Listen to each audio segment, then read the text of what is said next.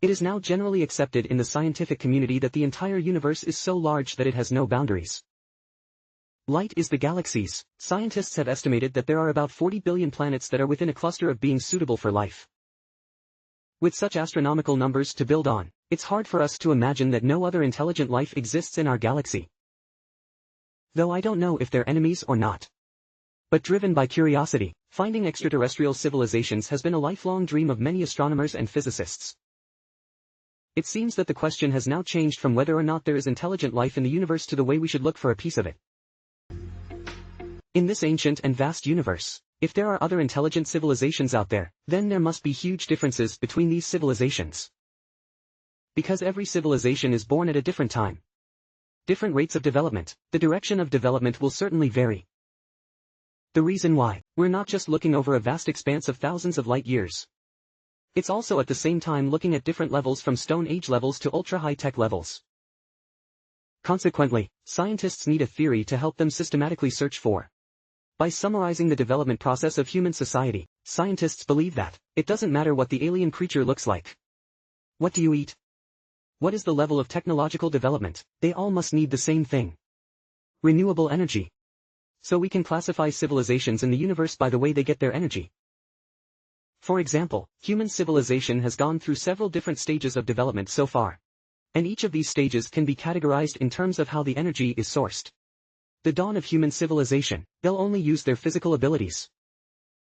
After learning to drill wood for fire, it means that mankind has succeeded in converting chemical energy into heat and light energy. Then we built the machine. The kinetic energy of wind and water can be harnessed, and there's also a lot of coal and oil being dug out of the ground. Burn them for more energy. Recent decades, we're even starting to use nuclear energy. The total amount of energy used by humans around the world each year is now growing at a rapid rate. Hereby, the astrophysicist Kardashev proposed a method, the Kardashev Index, to classify civilizations at different stages of development, from Stone Age civilizations to interstellar civilizations.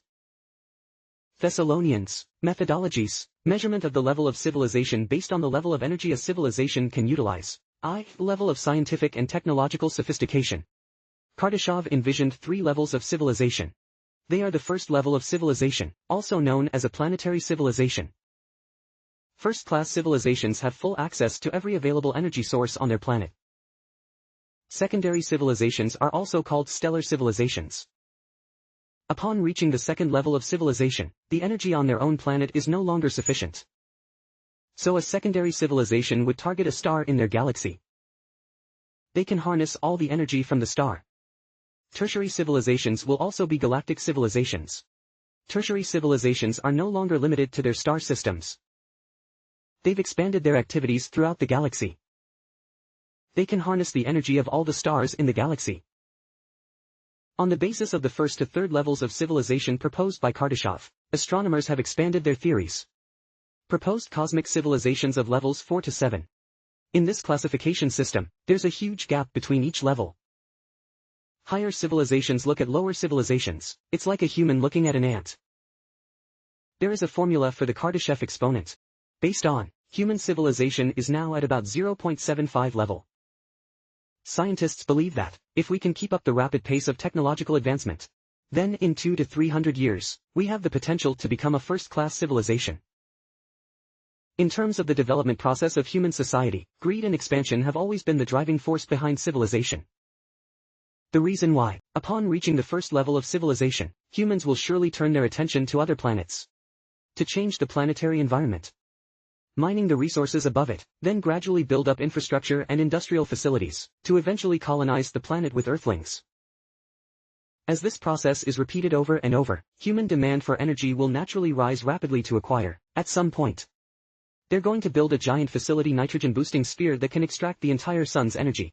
Once the band construction completed at Monk's Ball, humans have access to a seemingly endless supply of energy. It's a sign of entering a secondary civilization. If they're still not satisfied at this point, the next target will be other galaxies light years away. For a second-tier civilization. Although traveling to other galaxies will not be difficult. However, this still consumes a lot of resources and time. As a result, the path to tertiary civilization was thus opened.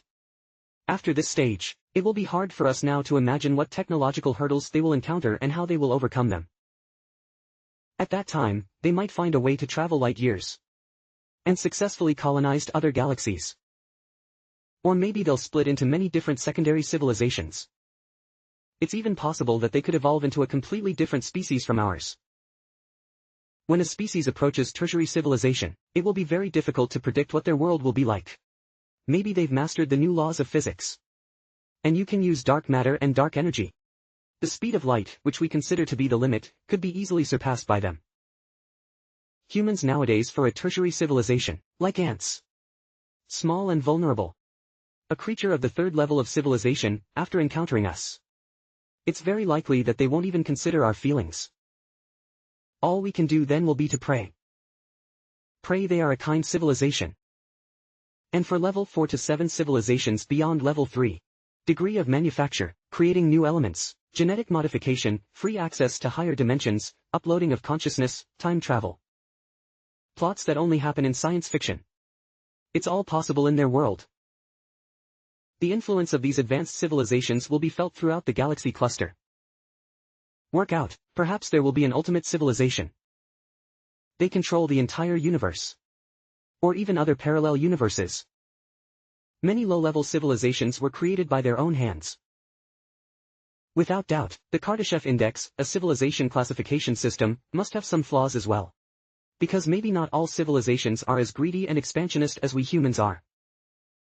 Maybe they're more spiritually oriented, not the substance. Only, this theory tells us.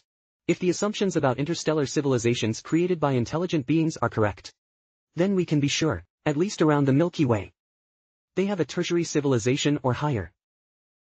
Because if we're surrounded by civilizations of the third degree or higher, given their enormous influence, traces of their activities in various galaxies but certainly observed by us. Even if these tertiary civilizations once existed in the galaxy, now for some reason it's gone, we should be able to find remnants of their existence as well. But so far, scientists making observations have yet to find mined planets and broken man-made structures or any traces of interstellar warfare. The reason why, a civilization of tertiary or higher magnitude has probably never been born in the Milky Way. Maybe this conclusion is a little disappointing for you who love aliens. But that doesn't mean that there aren't civilizations in the galaxy that are level 1 to 2 or below level 1 similar to the level of Earth right now. They're probably just learning how to make fire. Or maybe they just launched the first satellite. And are also trying to find alien life that is different from theirs. Throughout our history of technological development, it is possible to discover the potential of present-day mankind or of civilization as a whole to develop more rapidly. If there really isn't a tertiary civilization in the galaxy yet, perhaps Earthlings will have a good chance of becoming the first advanced civilization in the galaxy. Hopefully, the Earthling then will be a kindly purveyor of civilization. Like seeds of wisdom scattered throughout the galaxy.